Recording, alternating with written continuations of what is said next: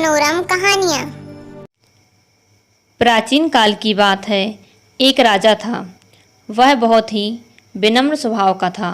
सारी प्रजा राजा के शिष्ट व्यवहार से बहुत प्रसन्न थी। एक बार राजा अपने सैनिकों और मंत्रियों के साथ जंगल में शिकार के लिए निकला। शिकार ढूंढते ढूंढते वे लोग बहुत दूर निकल गए, मगर उन्हें शिकार नहीं मिला। दोपहर हो रही थी, इसलिए गर्मी भी बढ़ने लगी। राजा को प्यास लगी। सैनिकों ने आसपास पानी की बहुत तलाश की। दूर दूर तक कोई नदी, कुआं या तालाब दिखाई नहीं दे रहा था जहाँ पर पानी मिल सके। पानी की तलाश में भटक रहे थे, तभी उन्हें एक कुटिया दिखाई पड़ी। सैनिकों को लगा कि वहाँ अवश्य ही कोई रहता होगा, तो उसके पास पानी होगा। राजा ने एक सैनिक को वहाँ से पानी लाने का आदेश दिया। सैनिक पानी लाने के लिए कुटिया में गया।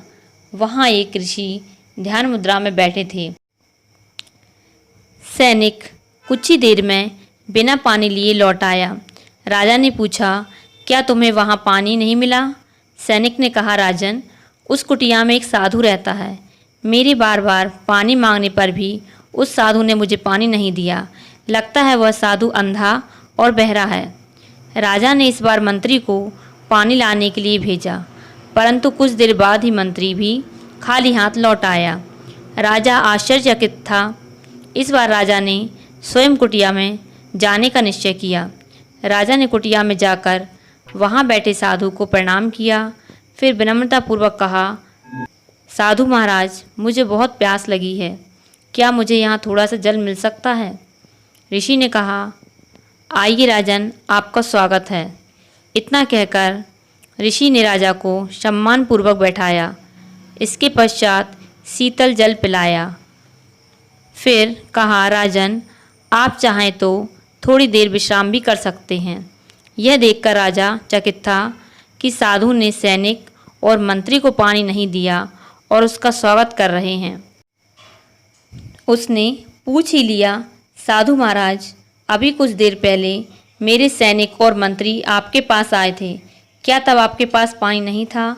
साधु मुस्कुराए और बोले, हे राजन, पानी मेरे पास तो तब भी था, परंतु आपके सैनिक और मंत्री का व्यवहार सभ्य नहीं था। उनकी वाणी मधुर नहीं थी। उन्होंने दूर से ही कहा, अरे पानी है क्या? मैं चुप रहा। फिर पास आकर बोले, अरे तू तो अंधा है, पर यह तो बता सकता है कि पानी कहाँ से मिलेगा। उसके बाद भी मैं शांत रहा। फिर वो बोले, लगता है तू अंधा ही नहीं, गूंगा और बहरा भी है। इतना कहने के बाद वे बड़बड़ाते हुए चले गए। आपका व्यवहार शिष्ट था, इसलिए मैं आपको पानी पिला रहा हूँ। कुछ रुककर साधु ने कहा, हे राजन, शिष्टाचार एक अद्भुत गुण है जो मनुष्य को न सिर्फ सम्मान दिलाता है, अब तो उसके कार्य को भी सुगम बनाता है। शिष्टाचार के द्वारा दूसरों के साथ साथ अपने मन को भी खुशी मिलती है। इसके विपरीत अशिष्ट व्यवहार से दूसरों का मन भी दुखी होता है और उससे स्वयं को भी हानि होती है।